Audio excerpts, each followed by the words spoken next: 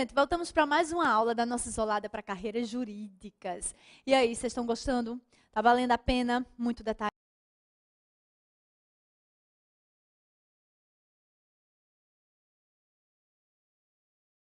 né? Então, olha só, onde foi que nós paramos na aula passada? Vamos situar, tá? Então, aqui, nós estamos estudando, só lembrando para vocês, que nós estamos estudando elementos do sistema computacional. Estão lembrados disso? Quais eram? O hardware, o software e o people. Aí a gente começa a estudar o hardware, que é a parte física. E aí a gente vai dividir esse hardware, que eu não gosto dessa palavra dividir, eu prefiro agrupar, né? Porque, como eu expliquei para vocês lá atrás, é um agrupamento muito mais didático do que acadêmico, né? E aí nós vamos agrupar em gabinete, periféricos e memórias, perfeito?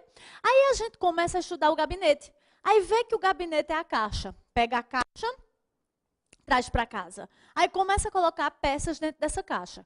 A primeira peça que a gente coloca é a fonte, que na prova pode aparecer como fonte de alimentação. O que é que ela fazia? Pegava corrente alternada, convertia para corrente contínua, não foi isso? Aí nós fomos colocar a segunda peça dentro do gabinete. Qual foi? Placa-mãe. E a placa-mãe a gente viu que era a base. Tudo que era importante para o computador funcionar, ou já vinha na placa-mãe ou ia se ligar a ela. Aí nós estudamos todas as partes da placa-mãe, detalhezinho por detalhezinho. Aí fomos estudar a terceira peça. Qual foi a terceira peça que a gente colocou? O processador. E aí esse processador é quem pegava o dado, processava e gerava a informação. A brincadeira não foi essa? Até aqui tudo bem? Aí nós paramos do grupo gabinete e fomos estudar o segundo grupo, que eram os periféricos. Todo equipamento que bota o dado lá para dentro e ou traz a resposta, né?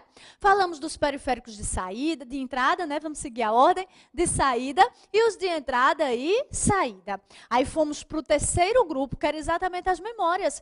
Porque veja que a gente falou da base, que era a placa-mãe, falou de quem pegava o dado, processava e gerava a informação, que era o processador, falou como o dado entrava e como o dado saía, que eram os periféricos, mas a gente falou em guardar?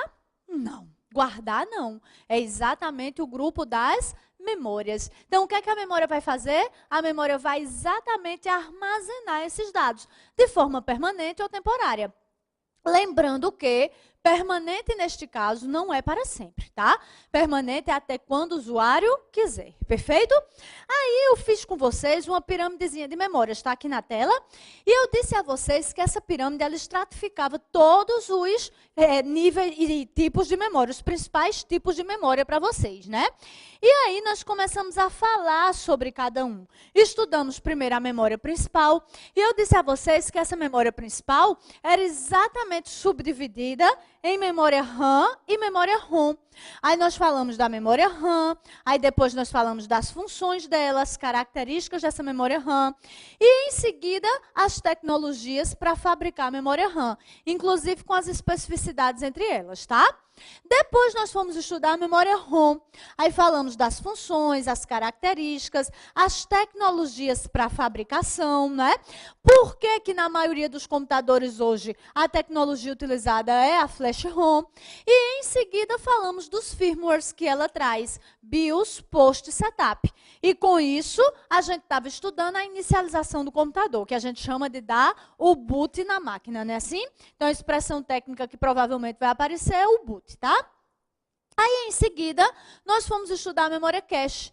E aí nós falamos das funções da memória cache, por que a memória cache existia, o que é que ela estava tentando suprir, né, que era exatamente a diferença de velocidade entre o processador e a memória principal, e quais as características dessa memória cache, perfeito? Aí nós fomos estudar o que agora? A memória virtual.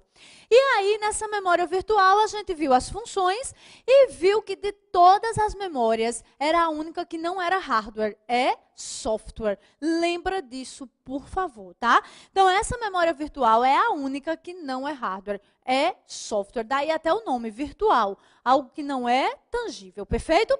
E a gente viu que essa memória virtual existia porque a ideia era fingir para o processador que existia mais memória principal do que, na verdade, estava disponível para ele, ok? Até aqui tudo bem? Aí a gente começa a estudar a memória secundária, que é exatamente a memória que vai armazenar os dados permanentemente. Botando esse permanentemente aí entre aspas, né? Porque permanente aqui até quando o usuário quiser. E aí nós tínhamos os tipos de memória secundária, que aí seriam os discos magnéticos, as fitas magnéticas e os discos ópticos, perfeito? Aí nós começamos a estudar os discos magnéticos. Falamos das características e agora eu vou redesenhar porque eu preciso, tá? Então aqui em discos magnéticos, nós vimos que esses discos magnéticos, eles eram formados por círculos concêntricos, não era assim? Vocês finjam que isso aí é círculo, tá bom? E finjam que estão concêntricos, tá joia? Então, moral da história. Ele era formado por círculos concêntricos, que eram as trilhas. E a gente ia colocar os dados nessa trilha, não era assim?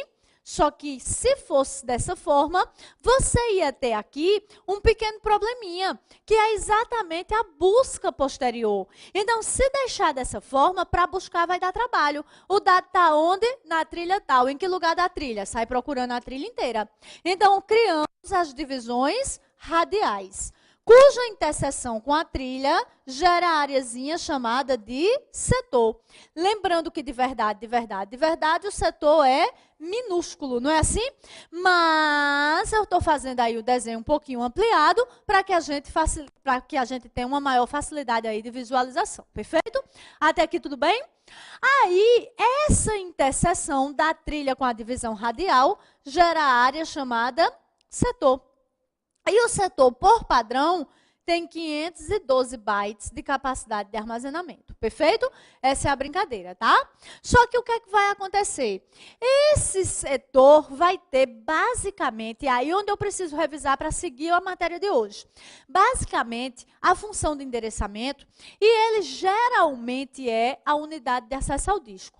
O que é a unidade de acesso ao disco? Quando eu peço algo para o disco, ele não me dá um bit, ele não me dá um byte. Ele vai me dar, no mínimo, uma unidade de acesso ao disco. Lembra dessa história? Qual era a consequência disso? A consequência disso é que, na mesma unidade de acesso ao disco, eu só posso ter dados de um único arquivo. Se o arquivo for grande, ele pode ocupar mais de uma unidade. Mas se sobrar espaço na unidade, eu não posso utilizar para um outro arquivo. Lembra disso? Todo mundo está lembrado. Inclusive, eu expliquei até a função do defrag, né? Que o defrag, a gente diz, muita gente diz por aí, eu já li, já ouvi, o defrag elimina os espaços em branco no disco. E é? Então, se o disco tiver 1 GB livre, eu passar o defrag, pronto, acabou-se, né? Porque ele elimina os espaços em branco no disco, está errado, né? Então, o que é que o defrag faz? Ele tenta ao máximo juntar as partes do mesmo arquivo. Para quê? Para otimizar o uso. Então, quando eu pedir, ele já vai pegar todas as partes do arquivo juntas, ao invés de ficar juntando as partes. Então, termina sendo melhor e termina otimizando aí o uso do disco. Perfeito? Até aqui tudo bem? Tá tranquilo? Beleza. Mas aí, onde foi que eu parei com vocês? Eu disse a vocês que para guardar os dados no disco, ele cria uma espécie de uma tabelazinha, que seria arquivo, trilha, setor. De verdade, é bem mais complexo, tá? Isso aqui é a abstração que cai para vocês. Então, é como se fosse, desculpa, o arquivo A está na trilha 1, setor 20, 52 e 85. O arquivo B está na trilha 1, setor 2, 17 e 93, por exemplo, tá? Então, o resultado, o que é que vai acontecer? Quando eu pedir o arquivo A, aí ele olha na tabela, vê onde está, vai lá no disco, pega e me entrega, perfeito? Aí eu peço o arquivo B, ele vai na tabela, olha onde está, vai lá no disco, pega e me entrega, perfeito? Até aqui tudo bem? Aí tinha que ter as técnicas para gerenciar essa busca e essa gravação dos dados no disco, concordam? Essas técnicas são chamados sistemas de arquivo. E eu parei a aula passada exatamente falando para vocês que isso aqui você não vai ver na prática. Não vai ver na prática, tá? Por quê? Porque quem tem que se preocupar com isso sou eu, analista de sistemas. Eu vou fazer um sistema operacional, eu digo, opa, peraí, eu vou guardar dados no disco. Opa, eu vou precisar buscar. Então, eu tenho que ter um sistema de arquivo. Aí, dentre os existentes no mercado, qual o melhor se adequa às necessidades e às características que eu quero para o meu sistema operacional? Aí eu vou e implemento. Quando você, usuário, instala o Windows já tem um sistema de arquivo. Quando você, usuário, instala o Linux já tem um sistema de arquivo. Você, usuário, não tem que se preocupar com isso. Então, moral da história, você só está estudando isso aqui hoje, por quê? Porque você quer um contra-cheque, porque você quer um Olerite, tá certo? Mas se não fosse pelo contra-cheque ou pelo Olerite, você não ia estudar isso aqui hoje, tranquilo? No teu dia a dia mesmo, você não usa. Até aqui tudo bem? Tá bem tranquilo? Joia? Então, vamos lá. Sistemas de arquivo, o que seria, então? Seriam as técnicas existentes para gerenciar a leitura e gravação dos dados em disco. Até aqui tudo bem? Tá bem tranquilo isso? Posso passar? Beleza. Aí, quais são, Manu, os principais sistemas de arquivo que caem em prova? Vamos ver. Então, a gente vai ter o sistema FAT. Não é FET, é FAT mesmo, tá? O NTFS, o HPFS, o EST2, EST3, Riser e o EST4. Perfeito? São X, tá? Tem aqui na sua apresentaçãozinha também o nome de todos, tá bom? Então, aqui o que é que nós vamos ter? Primeiro, o sistema FAT. Não é FET, é FAT mesmo. Qual é a principal característica dele? Esse sistema FAT... Desculpa, deixa eu beber uma água. Um minutinho.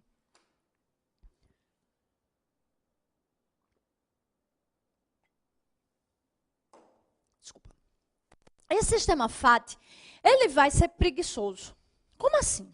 Raciocina comigo. Os discos aumentaram a capacidade de armazenamento. Não aumentaram? Não foi? Foi. O setor tem um tamanho fixo, não tem? Qual é mesmo que eu esqueci? 512 bytes. Olha aqui, ó. Eu fiz questão de repetir hoje de propósito, tá? Para relembrar com você. Então, o setor tem um tamanho fixo, 512 bytes. E o setor, por padrão, é a unidade de acesso ao disco. Não foi isso que a gente viu? Não é? Então, raciocina. Se o disco aumentou a capacidade de armazenamento, então ele passa a ter mais setores. Como o setor é a unidade de acesso ao disco, eu vou procurar nesses setores as coisas. Concordam? Não é? Aí o sistema FAT olhou assim e disse, eu procurar setor a setor, vou nada, não tem quem me faça. Junta os setores. Pode juntar os setores. Aí, olha o que é que o sistema FAT faz. Olha só. Ele pega agora... Olha só. Aqui, eu não tenho os setores, não é? Vou reproduzir aqui, tá certo? Então, crio aqui as divisõezinhas radiais. Perfeito? Aí, o que é que ele faz? Cada um desse aqui, no meu desenho ampliado, seria um setor, não é assim? Aí, o sistema FAT pega e diz, junta. Vamos juntar, por exemplo, deixa eu trocar aqui a cor, para ficar melhor de você visualizar. Vamos juntar, por exemplo, aqui de 3 em 3. E vamos fazer agora de 3 em 3. Um conjunto de setores. Perfeito? Então, agora, ele simplesmente deixa de enxergar o setor e passa a enxergar apenas o conjunto de setores, que ele chama de cluster. Vocês já ouviram essa expressão? Já? Então, ele chama o conjunto de setores de cluster. Ô, Manu, são sempre 3? Não. No meu exemplo aqui, eu estou fazendo com 3. Mas não tem que ser sempre 3. Na verdade, a gente nem sabe quanto é. Porque, na verdade, isso é uma fórmula interna, isso é uma patente. É uma fórmula interna. Quando ele vai preparar o disco para uso, ele pega o tamanho do disco, joga nessa fórmula interna e aí ele decide quantos setores o cluster vai ter. A gente, usuário, tem a menor noção disso. É uma patente, como eu disse. Tá joia? Tranquilo? Então, moral da história. Qual é a consequência disso? No meu exemplo, eu fiz cada cluster com 3 setores, não foi? Cada setor não tem 512 bytes. 3 vezes 512... 1536, né? Então, aqui, ó, em cada pedacinho desse, eu teria 1536 bytes. Aí, o que é que eu quero que você perceba? Que ele não enxerga mais o setor. Agora ele só enxerga, no mínimo, o cluster, o conjunto de setores. Então, agora ele só consegue gerenciar, no mínimo, de 1536 em 1536 bytes. Entenderam qual é o X da questão? Aí, moral da história, se eu quiser aqui guardar um restinho de arquivo, assim, de uns 300 bytes, quanto é que eu vou ter que usar? 1536. Porque o mínimo que ele manipula é isso. Então, moral da história para a sua prova, principalmente da área policial, tá? O que é que vai acontecer aqui? Você vai ter que, quanto maior é a área que você manipula, a área mínima que você manipula, maior a probabilidade de desperdício. Então, esse sistema FAT, por usar o cluster, ele termina tendo uma taxa de desperdício muito maior do que outros sistemas de arquivo. Por quê? Porque a unidade mínima que ele manipula é maior. Entenderam isso? Tá tranquilo? Então, juntando tudo para cá, o sistema FAT, então, ele se caracteriza pelo uso de clusters como unidade de acesso ao disco. Perfeito?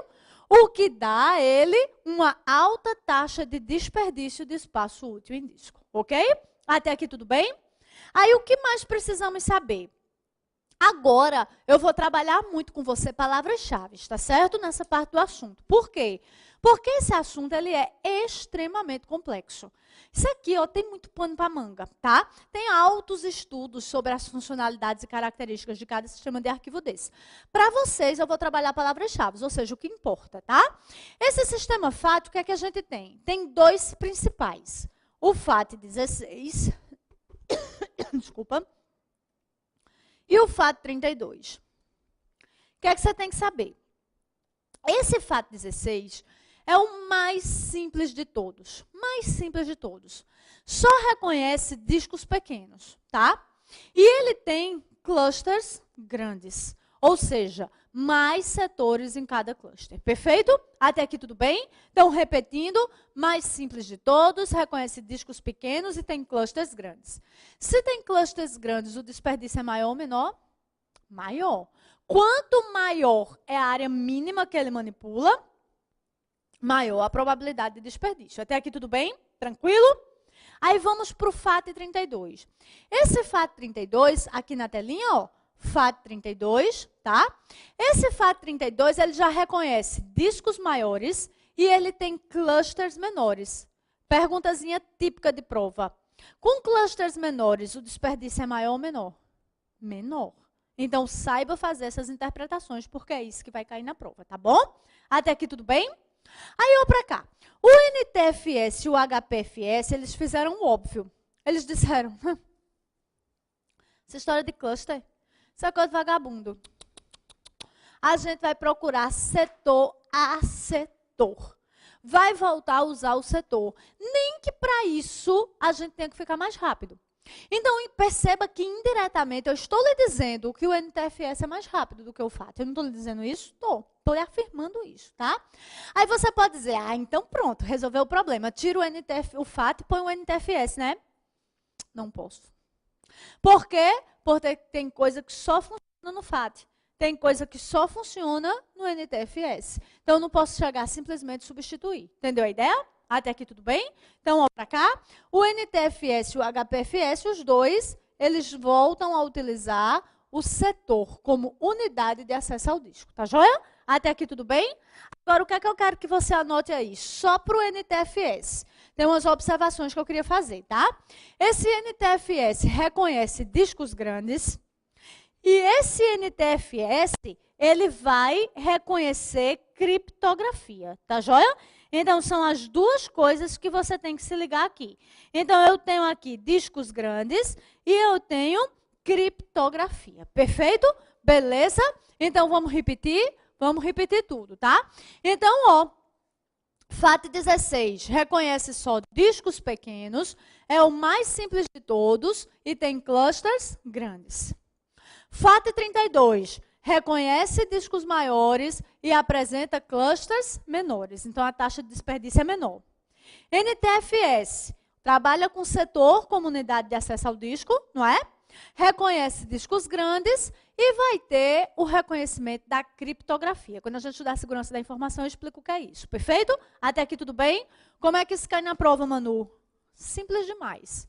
Vou falar aqui algumas questõezinhas, você vai matar só na palavra-chave, tá? Então, na prova cai. Sistema de arquivo mais simples de todos. Qual é o mais simples de todos? FAT16. Acabou. Se na prova disser reconhece apenas discos pequenos, quem é? FAT16. Acabou. Reconhece discos grandes. Aí pode ser FAT32 ou NTFS. Perfeito? Reconhece discos grandes com cluster. FAT32. Reconhece discos grandes com setor. NTFS. E se disser que reconhece criptografia? NTFS. Acabou. É assim que cai na prova. Acabou? Então, vamos ver de novo, vamos repetir para fixar. Então, FAT16. Então, vamos por partes, vou por perguntas, na verdade, tá? Então, o mais simples de todos, FAT16. Reconhece apenas discos pequenos? FAT16. Reconhece discos grandes, ou FAT32 ou NTFS. Reconhece discos grandes com cluster, FAT32. Reconhece discos grandes com setor, NTFS. E se disser que reconhece criptografia, NTFS. Tranquilo? Até aqui tudo bem? Posso passar? Tranquilo mesmo? Beleza, tá? Ô Manu, e esses outros? Vamos ver agora. O HPFS, ele é utilizado por um sistema operacional chamado OS2, que é da IBM, tá? Depois foi incorporado pela Apple. Então, o resultado não cai em prova para vocês. Não precisa saber detalhes dele. Só o que eu já falei, que ele utiliza o setor também como unidade de acesso ao disco, tá?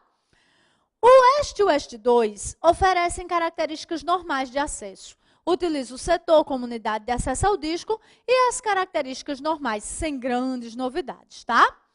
Agora, o WEST3, ele já vai oferecer a técnica de journaling. O que é isso? Ó, aqui no FAT, por exemplo, é o clássico para fazer isso, é o FAT. Há coisas que se perdem. Como assim? Às vezes, o Windows, que usa o FAT, ele vai colocar algo na tabela. Aquela tabelazinha, arquivo, trilha e setor. Aí ele vai lá e diz, o arquivo A está na trilha tal, setores tais. Aí bota na tabela. Aí vai gravar. Nessa hora, a máquina para, ou falta energia, ou qualquer coisa assim. Aí, resultado, fica como se tivesse gravado, mas efetivamente não gravou. Já aconteceu com você, de você abrir o Windows Explorer, aí está o arquivo listado lá. Aí você pede para abrir, aí ele diz, não foi possível achar o arquivo, não sei das contas. Já aconteceu com você? Que você diz, meu filho, já tá aqui, ó, aqui. Por que ele está dizendo que não achou? Pode ter sido isso. Entendeu a ideia? Então, ele disse que gravou, guardou, alocou o local, mas efetivamente não gravou. O que é que essa técnica de journaling faz? Se porventura isso acontecer, aí o que é que vai ter? Da próxima vez que você ligar o computador, ele retoma exatamente os passos que ele estava executando quando foi interrompido. Por uma falta de energia, ou porque a máquina travou, ou por qualquer coisa do tipo. Entenderam a ideia? Então, com essa técnica de journaling, o que é que vai acontecer? Esse EST3 não permite que esse espaço fique, digamos, perdido. Que esse arquivo conste como gravado, sem que efetivamente esteja. Entenderam a ideia? Tranquilo? Então, essa técnica evita essa perda, esse descompasso aí nos dados, ok? Até aqui tudo bem? Posso passar? Aí a gente vai ter aqui o WEST4 e o Riser. Vamos falar primeiro do Riser. O Riser, ele introduz a perfeição quase, que é o cluster dinâmico. Que é isso? Olha só, isso aqui é praticamente a perfeição. Por quê? Porque esse cluster dinâmico, ele vai alocar exatamente o espaço que o arquivo precisa. Ele nem aloca o setor, nem o cluster fixo. Ele tenta alocar o arquivo, o espaço que o arquivo precisa. Então, a taxa de desperdício desse cluster dinâmico é muito próxima de zero. Entendeu a ideia? Até aqui tudo bem? Tranquilo? Perfeição, né? Mas é o que é que aconteceu. Riser, que é o patenteador aí da tecnologia, ele teve uns problemazinhos com a justiça, pai e tal, não vou entrar em detalhes, mas teve uns problemas aí. E aí teve os direitos dele suspensos. E aí o que é que acontece? Não podia usar. Ele descobre a perfeição e ninguém podia usar. Aí isso foi para um tribunal arbitral, que autorizou a engenharia reversa. Vocês sabem o que é engenharia reversa? Engenharia reversa é pegar algo pronto e descobrir, desmanchando, até descobrir como é que aquilo foi feito, tá? Isso é engenharia reversa. É crime, claro, porque são as patentes, né? Então, quando você faz isso, você está quebrando essas patentes, é crime. Mas, nesse caso, foi autorizado pelo Tribunal Arbitral, aí descobriram, quebraram o Reiser, descobriram como é que esse cluster dinâmico funcionava, e aí, ó, sai o padrão ST4, que adota essa característica também, só que é um padrão livre, não tem patente. Então, por isso, todo mundo pode utilizar. Tá joia? Tranquilo? Então, essas são as duas características mais importantes que o ST3 e o ST4, né, no caso o Reiser, mas depois adotado pelo ST4, introduzem no mercado. Tranquilo? Até aqui tudo bem? O que mais você tem que saber daqui? Você ainda tem que saber que sistema operacional usa que sistema de arquivo, que é o que eu vou anotar agora, tá? Ou, né? Mas vamos lá, cai em prova. Então, ó, FAT16, FAT32, o NTFS, o HPFS e o EST2, EST3, o Reiser e o ST4. Perfeito? Aí aqui o FAT16, quem é que usa? É um tal de DOS e um tal de Windows 95. 32, o Windows 95, 98, 2000, XP, o Vista, o 7 e o 8. Beleza? NTFS. O Windows NT, 2000, XP, Vista, 7 e 8. O HPFS eu já tinha dito, né? O OS2, que é aquele sistema operacional da IBM incorporado pela Apple. Não precisa saber detalhes. E o EST2, EST3, Reiser e EST4, quem usa é o Linux. Perfeito? Tranquilo? Como é que isso cai em prova, Manu? Cai paybuff, textual. Então, na prova ele vai dizer, o sistema operacional, o sistema de arquivo utilizado pelo Windows 2000 é, letra A, B, C, D, E. Se for múltipla escolha. Se for o CESP, ele vai dizer, o Windows 7 costuma utilizar o sistema de arquivo FAT32, verdadeiro ou falso? Tem que estar lá. Perfeito? Até aqui tudo bem? Posso passar? Cai muito, né? Sistema de arquivo cai pra caramba. Tá bom? Deu para entender? Assuntozinho meio técnico, mas nada de bicho de 7 cabeças. Pensou no contra-cheque? Pronto! Como ficou simples. Tá joia? Tranquilo? Posso passar? Então, próximo. Aí agora, a gente vai ver o próximo grupo, que são exatamente as fitas magnéticas, tá? Quando a gente fala aqui em fita magnética, o pessoal pensa muito naquelas fitas de cinema de antigamente, né? Aqueles rolos de fita. Não, não, não. Ó, essas fitas aqui são tão pequenas e tão finas quanto as fitas normais, fita cassete normal, tá? Tem nada a ver com aqueles rolos de cinema de antigamente, não, ok? E essas fitas magnéticas, o que você mais precisa, assim, se tocar, né? Você tem que prestar mais atenção, é que essas fitas têm umas siglazinhas. Que siglas são essas? DAT e LTO. As principais, tá? Então, aparecendo para você DAT e LTO, você já sabe, vai estar falando de fita magnética, perfeito? Aí, essas fitas, na década de 90, ou seja, século passado, já oferecia cerca de 70 GB de capacidade de armazenamento. Ou mesmo, 70 GB. Só para vocês terem noção de como isso é muita coisa. O HD popularizou 80 GB agora, em 2008. É claro que já tinha antes HD de 80 GB, mas ele popularizou em 2008. E essas fitas já ofereciam 70 GB no século passado, década de 90. Olha como era muita coisa. Não era muita coisa? Então, cabia muito e era barato. Aí eu pergunto a você, se cabia muito e era barato, por que eu não tiro o HD e não ponho a fita? Hã? Ouvi não. Por quê? Porque a fita é lenta. Ela não é sequencial? E qual a outra palavra-chave? Velocidade e segurança. A fita é frágil. É muito mais fácil danificar uma fita do que danificar um HD. Entenderam a ideia? Então, apesar de ser barata e caber muita coisa, eu não podia tirar o HD e trocar por ela.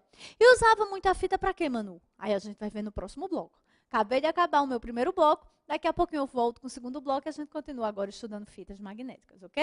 Até lá então, gente. Tchauzinho.